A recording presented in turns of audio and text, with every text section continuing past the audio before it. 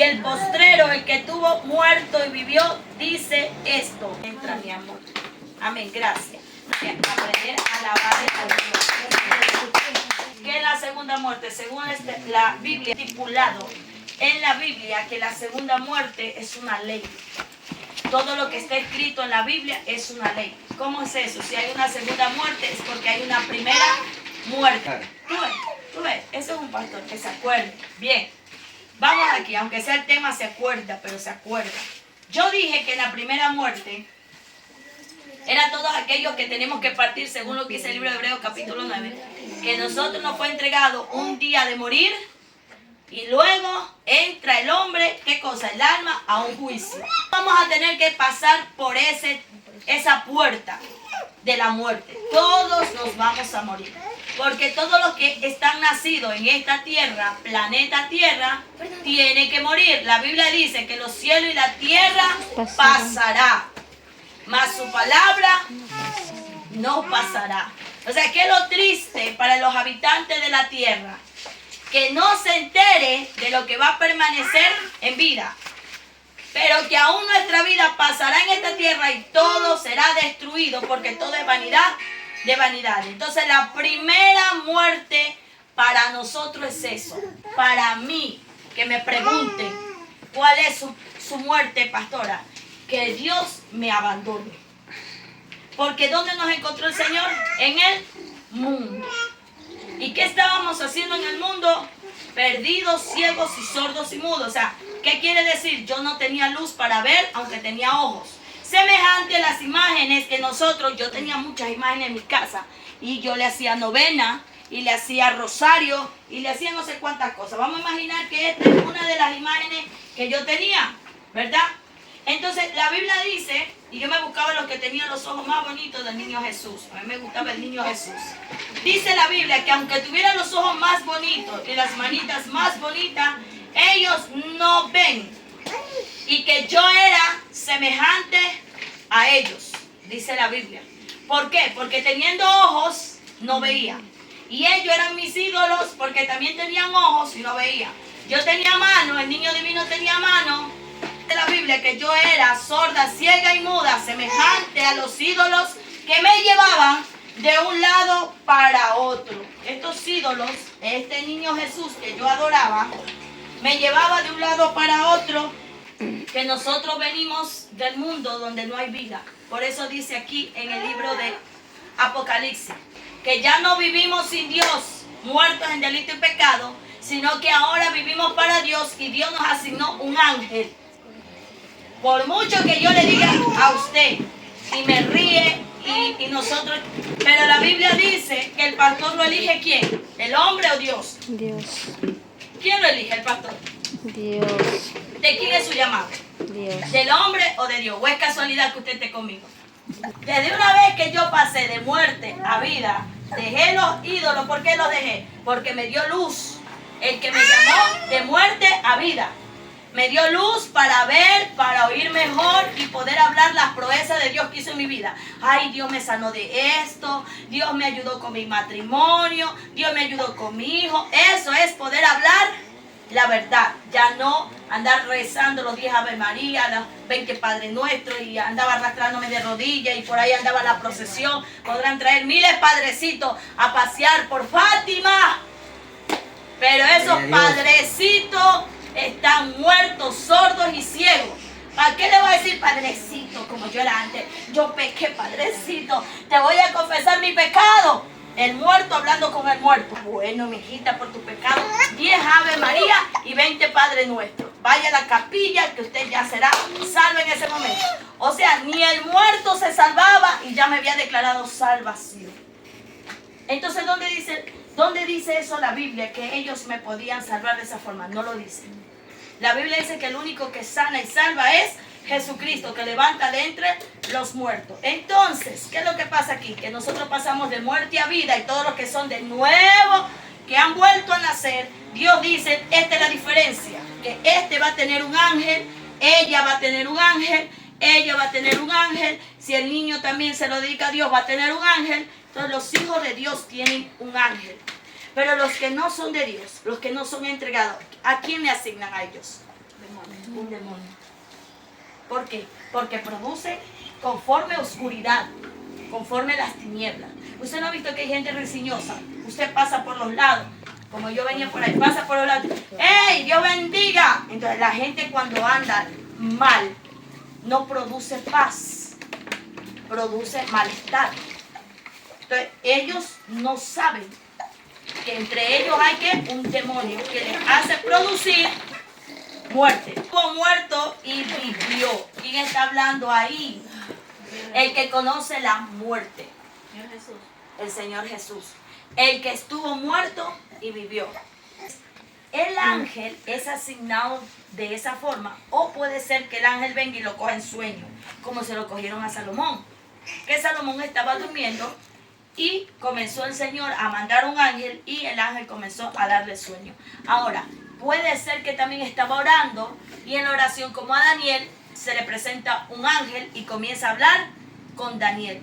¿Qué es lo que yo le quiero decir? La gente que es de Dios, que tiene vida, Dios le da manifestaciones de su nueva vida. Nadie, ninguno de nosotros vamos a vivir como muertos. La primera muerte es de que nosotros tenemos que luchar.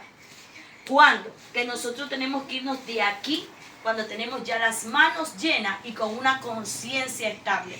Una conciencia es una alma diferente a la que nosotros estamos. Es decir, si yo tengo mucho sufrimiento y pasa 1 año, 2 años, 3 años, 4 años y sigo con los sufrimientos, ¿cómo yo sé que yo no estoy preparada para irme y me puedo ir al infierno? ¿Cómo yo sé que es que lo que el Señor está haciendo conmigo es una limpieza porque ya me corta, ya no me quiere tener en la tierra? Mire, son 3 preguntas diferentes. ¿Cómo sabemos eso? Nos encontramos en que usted está predicando en un parque y de ahí se encuentra una familia o la van a buscar y le dicen a ustedes, vengan a orar por un moribundo, como pasó aquí en Fátima una vez. Vengan a orar por un moribundo. ¿Cómo saben ustedes que el moribundo se sana? ¿Cómo se sabe que el moribundo se va a salvar o va al infierno? ¿Cómo sabe si el moribundo ya es el tiempo que es cortado o es que nada más Dios está llamando para que se acerquen a Él y luego Dios los vuelve a levantar? ¿Cómo va a saber usted de un moribundo? ¿Cómo va a saber? Si el moribundo está muerto en delitos y pecados. Pero se supone que usted y yo no está en delito y pecado. Por eso es que necesitamos mover la vida nueva que tenemos. Pero ¿cómo darse cuenta usted que puede poner la mano a uno que se va a levantar y que usted no puede poner la mano al que se va a morir? Usted no puede ponerle la mano a ningún moribundo, déjeme decirle. ¿Por qué, pastora? Porque el espíritu de muerte está morando ahí. ¿Cuántas han andado conmigo llorando por los moribundos? ¿Vieron salir a la muerte alrededor cuando oramos? Amén, Rosita. En Isidro llora. Entonces, vea, llegamos a orar donde el moribundo. Primero, el moribundo que se sabe que se va a morir apesta a muerte. Apesta inmundicia. Y el demonio de muerte está ahí junto a la cama. Entonces, ¿qué pasa cuando la gente ya está para marcharse?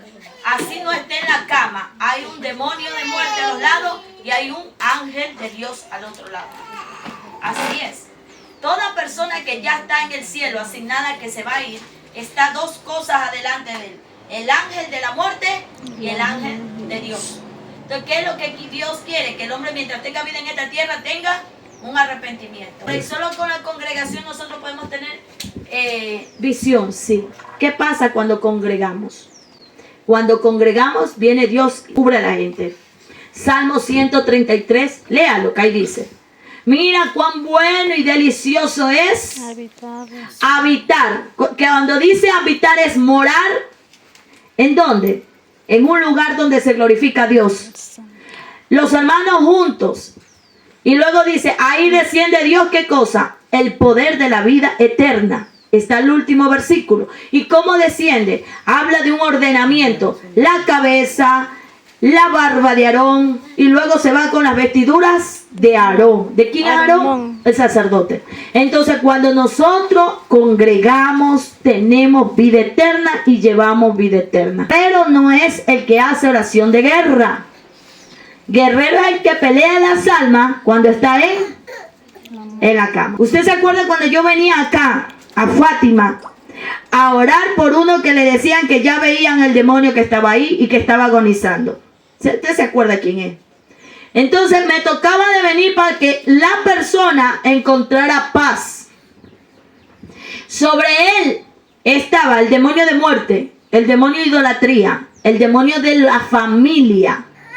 Eso es lo que pasa cuando la gente no puede marcharse en paz. La misma idolatría. La familia le perseguía una misma maldición. La enfermedad, le daba esto, le daba lo otro. No podían prosperar, no podían tener trabajo. Entonces, todo eso estaba encerrado en una sola familia. Por eso era que uno se iba, traían al brujo, traían al padrecito, le ponían misa, le hacían culto y no lo dejaban despedirse en paz de esta tierra.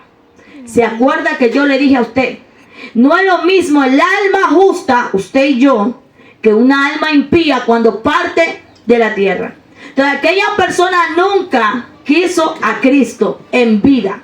Cuando ya estaba en la cama, y es que yo no le estoy mintiendo, es algo que usted lo vivió. Cuando ya estaba en la cama, gritaba, pataleaba, aullaba, cómo lloraba de tanto dolor y nadie le daba alivio. Porque no quiso confesar. Por eso le estoy diciendo, usted no puede ir a poner la mano a la ligera. No quiso confesar con su boca que aceptó a Cristo. ¿Es verdad o no es verdad? Amén. Nunca confesó con su boca. Y usted sabe de qué estoy hablando. Entonces, ¿qué pasó ahí? Tocó de luchar esa alma para que se fuera al cielo. Porque yo sí creo que se fue al cielo. ¿Cómo? Traje a un pastor de República Dominicana, ¿se acuerda? Y le dije, ore por él. Y me dijo, yo no pongo la mano donde un muerto ya está muerto. Y se lo va a llevar al infierno. Entonces, ¿qué es lo que le estoy diciendo? No es de cualquiera arrebatar las almas para Cristo.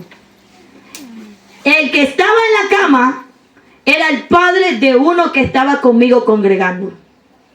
El que estaba en la cama era familia de un hijo espiritual mío, entre comillas, porque estaba conmigo. ¿Por qué, pastora? No nació con usted. Sí nacieron conmigo. ¿Quién hizo liberación y los volvió a formar bajo agua? Dios usándome a mí. Gloria O sea, a Dios. nadie de este sector pudo volver a nacer. El canal de puente, el canal de bendición al sacerdote que Dios usó fue a mí.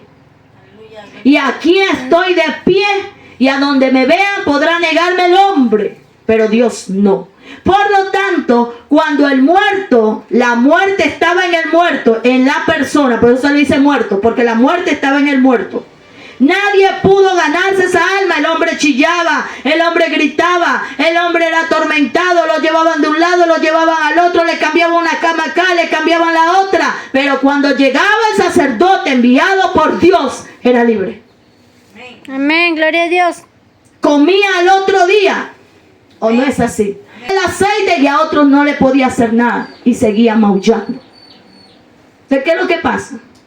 Que Dios es un Dios de orden. Al alma se la lava, al alma se la purifica, al alma se la prepara, como cuando ya se prepara antiguamente el cuerpo y lo llevaban a la tumba. ¿Usted se acuerda que antiguamente preparaban a los muertos y lo envolvían en un liencillo y era como una momia? Porque ya lo iban a enterrar. Asimismo es el alma. El Señor Jesús antes de morir dijo, mi alma está muy turbada. Es más, cuando él estaba sentado visitando a un fariseo, llegó una mujer pecadora y sobre él derramó ¿qué cosa? Un perfume de alabastro. ¿Para qué? Para preparar el alma del Señor Jesús. Lo ungieron, que era lo mismo que estábamos haciendo con el muerto. Ungíamos con aceite, ungíamos con el agua, ungíamos con sal y ungíamos con la palabra, le ungíamos con el culto y ahí estábamos haciéndole la liberación. De hecho, cuando pudo algo hablar, dijo él, denle ese pedazo de tierra para que hagan la iglesia. ¿Y sabían ustedes que el muerto antes de morir dejó diciendo eso? Por eso fue que aceptaron dar el pedazo de tierra. Déjeme decirles que toda la historia y cómo nació aquí lo que Dios mandó a hacer, yo me la conozco porque yo he sido el sacerdote de este lugar. Amén. Yo he sido el sacerdote de estas almas de por aquí, aunque haya habido una iglesia antes que yo, pero no hicieron lo que yo hice. Gloria a Dios. No lo hicieron. Y yo glorifico a Dios por aquello. Entonces, yo vi la muerte cómo salía de la casa y entraba el ángel de Jehová ahí. Pero en el momento que yo me iba y traían los amuletos, traían cualquier otra cosa, volvía a entrar el diablo y volvía a hacerlo gritar al muerto. Por eso le causó tanto daño a esa persona poderse ir en paz. ¿Cómo es eso? El alma era como los alambres de púa. ¿Qué cosas son los alambres de púa? El padrecito, un alambre de púa. El altar de todos los santitos, alambre de púa. Cuando ya le tocaba a Dios sacarlo a él, entonces era con mucho dolor, porque el alma estaba enganchándose en cada una de esas creencias que son demonios y que no los deja partir. Por eso Dios no tiene en vano este lugar aquí. Si el Señor hubiera dicho, ellos son los que yo envié, porque glorifican al mismo Dios, el Señor entonces dice, a ver, sale Shirley de aquí. ¿Para qué tú, mija? Tú eres mujer, sal de ahí. Déjalo que ahí están los varoncitos. Déjalo que ahí están ellos. Yo también los envié. Entonces, glorifica. Hablando de la primera muerte. Amén. El Señor es el único que sabe cuando la persona está preparada. ¿Para qué son los sacerdotes y las iglesias? Las iglesias no son para contienda. Las iglesias son para preparar a quién? A los muertos que van a partir. Amén. Porque no hay hoy en día gente que esté preparada frente a la muerte. Habemos muchos sacerdotes que cuando ven la muerte salen huyendo. Amén. Salen gritando. Además, si ven a un familiar, un hijo suyo, yo no sé si usted se acuerda que hubo un pastor en Pedro Carbo que tuvo un hijo padeciendo entre la vida y la muerte hasta que murió en terapia intensiva. No sé si usted se acordó. Sí. Que era un hospital y duró mucho tiempo en el hospital. Profetizaba el pastor, el papá de él, del niño, profetizaba la iglesia, profetizaba todo mundo. ¿Qué era eso? La muerte. ¿Se dio cuenta que entró la muerte en su hijo? No lo sabemos. Lo único que sé es que si él hubiera estado preparado, el hijo no hubiera padecido tanto. ¿Usted cree que un niño es para que padezca tanto? Un niño no tiene la culpa ni tiene pecado. Lo único que el niño trae es la maldición de los padres. Pero eso no da para que sufra su alma a ser llevada de esta tierra. Entonces, ¿por qué sufrió tanto un niño en terapia intensiva en un hospital? Años sufrió. Yo no sé si usted se enteró de eso. Yo sí me enteré. Hicieron concentración, hicieron vigilia, hicieron no sé cuántas cosas. Yo tuve una vez ahí que me invitaron a una vigilia. Porque el pastor... Entonces, ¿qué quiero decir? Habemos sacerdotes muchos, pero no todos estamos preparados frente a la muerte. Es más, el Señor Jesús ya estaba cerca de la sentencia de la muerte. ¿Usted cree que la mayoría de sus propios discípulos se daban cuenta de que Él ya se iba a morir? No. No. Es más, cuando estaba el fariseo dándole de comer, porque Él llegó a la casa del fariseo, aceptó una comida, y le estaban dando de comer, llega una tal María, un alabastro, perfume, es perfume, y se lo riega desde la cabeza y le unge hasta los pies.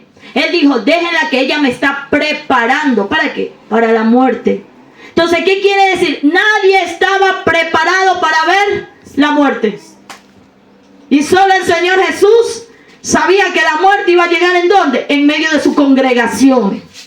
Y no le iba a llegar a su gente, sino que le iba a llegar ¿a quién? Al pastor de pastores. Mire esa situación. O sea, somos pastores y a veces no vemos la muerte cuando llega a nuestra propia casa. ¿Qué es lo que Dios le está diciendo en esta tarde? La primera muerte que Dios está hablando es, la primera muerte va a ser primeramente ¿para quién? Para nosotros. Es preferible morir para Dios que morir por Dios. Porque morir por Dios, Dios ya mandó a su Hijo. A Jesucristo murió por Él, por nosotros. Porque Dios se complació al ver a su Hijo morir por la humanidad. Pero es preferible morir para Dios. ¿Qué quiere decir? Si Dios me dice, suelta el mal carácter, suelta la flojera, suelta en que tú tienes que aprender a ver la obra mía como algo importante. Suelta esa mala palabrería. Suelta ese desánimo que carga siempre. Suelta esos problemas. Eso es morir para Dios. Suelta y coge lo que yo te estoy dando. Eso es vivir para Dios. Una cosa es morir negándome mis cosas, mi deleite, mi conveniencia. A veces lo que me conviene no me da vida. A veces lo que me conviene, mi corazón, me hace sentir que eso me conviene, pero eso me está dando muerte. Por eso Dios hoy habla de una primera muerte. La primera muerte viene en nuestras propias manos. ¿Qué es lo que queremos nosotros? ¿Qué queremos? ¿Vivir o morir? Yo creo que vivir. ¿Cuántos años nos quedan? Pero Dios también dice, yo les he dado mi palabra, yo les he dado un ordenamiento y les he puesto gente. Es decir, cuando se tiene un pastor, usted no está solo, usted tiene una guía. Usted quiera usar la guía o no la quiera usar, es diferente. Tenemos que estar preparados ¿para qué? Para morir. ¿Y cómo empezamos? Empezamos primeramente matando un ego. El ego es el que hace ver las cosas difíciles. ¿Usted cree que Dios, que creó todas las cosas, nos puso la vida que tenemos para que nosotros digamos, qué injusto eres que vivimos difíciles cosas? ¿Usted cree que es eso? Piense nada más. Porque va a venir una muerte y va a venir un tiempo de vida. Si nosotros estamos en Dios, ¿es vivir o es morir? Es vivir. Aunque morimos para el mundo. Aunque morimos para el mundo, vivimos para Dios. Y el día que Dios nos corta de aquí, que dice que morir en Cristo es ganancia. Pero mi pregunta es, ¿usted cree que Dios que construye todo, las vidas y los días, todos los días, que Él sabe cómo va a terminar este día? Él lo sabe. ¿Cuántos muertos se habrá llevado de esta tierra? ¿Cuántos muertos se llevó al infierno? Él lo sabe. ¿Usted cree que Dios es injusto al ponernos la vida que muchas veces nosotros la vemos que es sufrida? ¿Qué es lo que el Señor está diciendo? No hay muerte si nosotros lo aceptamos primeramente. Si nosotros decimos, ¿qué vida la mía es una vida de perro? Usted mismo se está atando a una muerte. Porque usted está confesando algo que ni siquiera Dios quiso para nosotros. Dios ama al pecador. ¿Por qué? Porque dio a su Hijo para salvarnos. Eso es verdad. Dios nos ama al pecado, sabemos decir. Dios ama al pecador, pero Dios no ama al pecado. No, déjeme decirle algo. Dios sabe que nosotros somos llenos de oscuridad. Que por naturaleza somos pecadores. Sin embargo, Él quiso darse a sí mismo para que nosotros tengamos vida. Entonces, ¿será justo que reneguemos de la vida que tenemos? No. ¿Y entonces qué pasa, pastora? Nuestra alma no ha vuelto a nacer. Porque si nosotros volviéramos a nacer, viéramos con luz la nueva vida que nos espera. Hay cosas, vea, para mí es fácil decir, para mí, no sé para usted. Vamos a predicar allá a la iglesia de Fátima, ¿verdad? Para mí es fácil. Pero que me digan, pastora, póngase a construir una pared en la iglesia de Fátima, me es difícil. Me pondría a hacer, aunque sea de a poquito, de una en una, pidiéndole por ahí a alguien que me guíe. Para mí llegará a ser difícil, sí. Y es probable que pueda decir yo, ¡ay, Padre, qué injusticia la mía! Pero ¿es duro o no es duro? Para mí, sí. Para Él es fácil. ¿Qué es lo que es duro? Que vaya a predicar a la iglesia de Fátima. ¿Será fácil o será duro para el hermano? Es duro. ¿Verdad? Entonces, ¿será injusto Dios con las cosas que Él hace? No es injusto. ¿Qué es lo que pasa? Me está pidiendo a mí un poco más de entendimiento para hacer la pared. Como mujer puedo poner un pilar, pero puedo pedirle a alguien que me venga a ayudar para que se gane la bendición. ¿Qué es lo que Dios quiere? Que yo vea la luz que Él me dio. ¿Verdad? O sea, una mano puede traer la otra, para que se haga la iglesia. Esa forma yo vivo lo que Dios me dio, que es difícil. ¿Y qué va a hacer el hermano? Que para él es difícil predicar, pero es fácil hacer una pared. A obedecer, aunque sea de a poquito, a moverse en la iglesia. No podrá predicar, pero algo tiene que hacer fijo en la iglesia. ¿Para qué? Para que el Señor vea que Él sí está aceptando y por obediencia a Dios añade. Entonces, esa es una alma diferente. Eso es ver la luz. ¿Será justo o será injusto entonces Dios? No es injusto. ¿Por qué? Porque todas las cosas las hizo con un motivo de dirección. ¿Quiénes son los que no caminan a ver esa dirección? Los que no quieren tener su alma libre. La muerte está ahí y Dios dice, yo los hago cristianos, yo les doy la vida eterna, yo les doy la bendición, yo les pongo un sacerdote, yo les pongo una iglesia, estén gente o no estén, yo quiero que estén preparados para la muerte, porque usted y yo no sabemos. Una de las cosas más grandes que hay en este mundo, que nadie sabe el día que se muere, y ninguno se detiene, ni el profesional más grande se detiene a decir, a ver un momento, yo tengo que pasar por esa puerta, tengo que estar preparado. Más bien la gente es que de La Paz, el huequito de aquí, de allá del cementerio, un terrenito por acá, porque hay que estar preparado para el día de la muerte, ¿sí? Y no prepara el alma para ver si mejor se va al cielo. El cuerpo ya está muerto, no va a sentir. ¿De qué vale pagar tanto un parque de La Paz? ¿Y de qué le valió? Eso de COVID no te vieron, ni te entregaron el muerto, ni te dejaron ir a enterrarlo. Entonces, ¿qué es lo que le quiero decir? Hay muertes que vienen así sorpresivamente, y si nos vuelve a atacar el diablo como atacó esta vez con la muerte, ni siquiera nuestros muertos vamos a poder enterrar. ¿Estaremos preparados para eso? Ay, Dios mío. No. ¿Cuánta gente no murieron en la calle? ¿Estaba preparada para la muerte? No. Solo de ver cómo se morían otros, boom, boom, más rápido, ¡pum!, cayeron. Entraron en pánico. Y no estaban ni enfermos. Entonces no están preparados. Y mi pregunta es, ¿usted cree que Dios se equivoca al ponernos aquí? No. Hay gente que no quiere de Dios, están muertos. Imaginando que viene una plaga, ¿usted piensa que no va a venir plaga? Sí, ya vino el COVID. Esto es como que se abrió la puerta a un poco de demonios. Vamos a pensar que vino una nueva especie de animales. Y en esa nueva especie de animales nosotros no los conocemos porque se abrió en México. Y de México viene una cantidad de especies de perros.